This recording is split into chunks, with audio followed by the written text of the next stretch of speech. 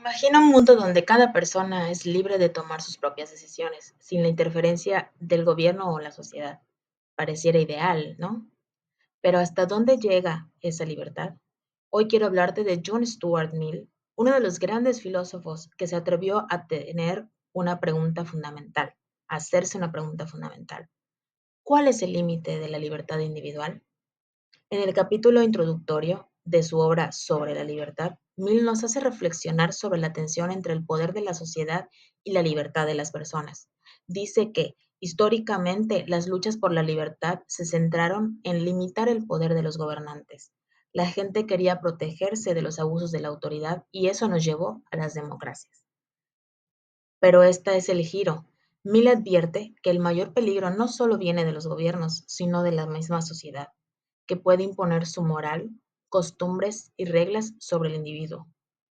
Para Mill, la clave es proteger al individuo no solo del poder del Estado, sino también de la tiranía de la mayoría, esa presión social que nos empuja a conformarnos.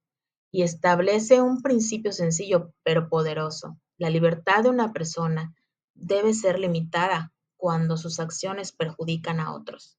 Es un llamado a pensar más allá de las reglas y las leyes y a valorar la importancia de la autonomía personal. Así que al final, Mill nos invita a replantear la libertad como algo más que un derecho político. Para él es una herramienta esencial para el progreso humano y la innovación. Solo siendo libres podemos ser auténticamente nosotros mismos y contribuir a una sociedad mejor. El poder de libertad de pensamiento y discusión. Vamos a imaginar un mundo donde nuestras ideas y nuestros pensamientos representen un peligro para nosotros. Hoy vamos a hablar sobre la libertad de expresión, nombrando a uno de los grandes defensores, John Stuart Mill, quien argumenta que suprimir opiniones, aunque parezcan equivocadas, es perjudicial, ya que necesitamos debatir o confrontar nuestras ideas para acercarnos a la verdad. Un ejemplo de ello es Galileo, que tenía la idea de un modelo heliocéntrico, que lo llevó a grandes conflictos con la Iglesia. Pero esas ideas abrió el camino hacia la revolución científica. Mill también sostiene que las opiniones opuestas, aunque parezcan erradas, pueden contener una parte de la verdad. Y solo escuchando las diferentes perspectivas podemos tener una visión o un panorama completo. Mill advierte que si una verdad no se cuestiona, se convierte en un dogma muerto. Las ideas deben ser continuamente debatidas para mantener su relevancia. Esto aplica en toda la vida cotidiana. Muchas veces nosotros seguimos creencias o normas sin cuestionar. Además, limitar lo que es la expresión, la libertad de expresión, nos expone al autoritarismo. También se debe hacer un debate para fortalecer a nuestra sociedad. El guardar silencio evita el crecimiento intelectual.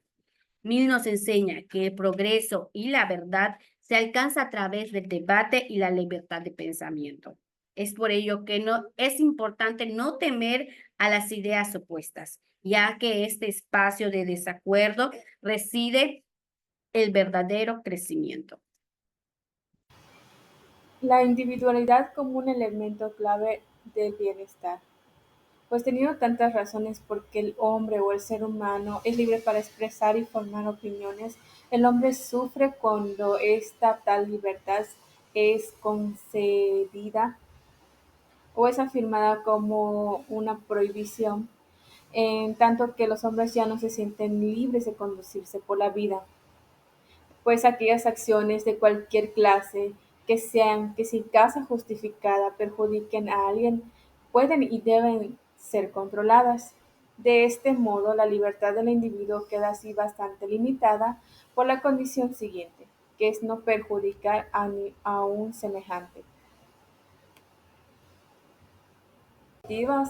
A los seres humanos se les controlaba o era una disciplina excesiva que ellos tenían.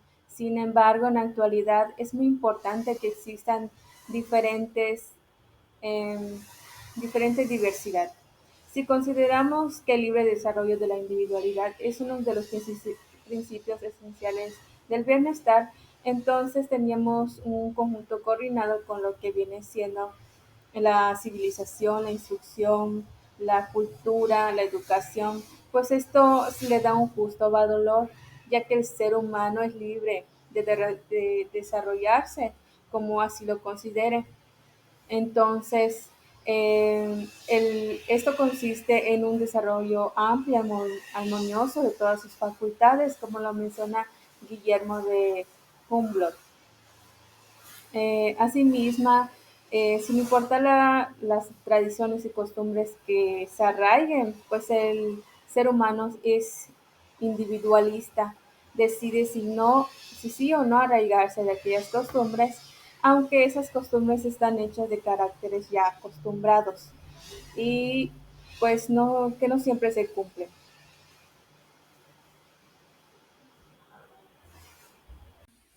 De los límites de la autoridad de la sociedad sobre el individuo.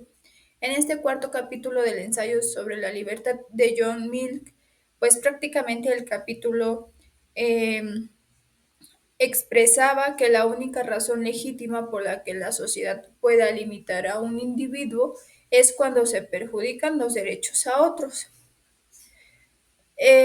Milk consideraba que las personas son suficientemente racionales para tomar decisiones sobre su propio bienestar y posteriormente elegir su religión. Para él, el gobierno solo debe de intervenir para proteger a la sociedad. Y finalmente, Milk también sostenía que los límites de la libertad de expresión es el daño a otros, ¿no? Para él la intervención del Estado es legítima cuando un discurso daña a otros. Hablaremos acerca de las aplicaciones en los límites de autoridad, partiendo desde un punto de inflexión, como por ejemplo, se nos habla que un daño cualquiera o temor no es justificante para la intervención de la sociedad en dicha actividad, puesto que esta misma puede verse y generar discrepancia al momento de realizar dicha intervención. Otro punto importante es acerca del comercio, el cual es visto como un acto social, como por ejemplo la venta de drogas o de estupefacientes, el cual es un mercado grande bajo las aguas en la sociedad. Unido a este anterior punto, se nos habla de que la prohibición no siempre es eficaz. Esto podemos verlo en la realización de la prohibición de la venta y distribución de estupefacientes por parte del gobierno, generando así la venta masiva y no la reducción de este mercado. Un punto importante y como último es que existen cosas que deben hacerse como individuos y no con el gobierno. Unido a esto, se nos habla de que nunca será vista como excesiva la actividad que un gobierno realice o despliegue en el sentido de ayudar o de impedir, puesto que esta misma estimulará esfuerzos y desenvolvimiento individual. Sin embargo, esta puede verse de forma negativa cuando realiza restricciones o limitaciones a lo que es el desarrollo de algún individuo, como también trasciende los límites de autoridad, generando un autoritarismo, provocando así el descontento de la sociedad, como también generando discrepancia y división de manera social. Por lo cual, entonces, es necesario comprender que el actuar del gobierno no siempre será visto de forma negativa, sino que también se verá de forma positiva siempre y cuando no afecte en gran medida a la sociedad y a su desarrollo también con sus individuos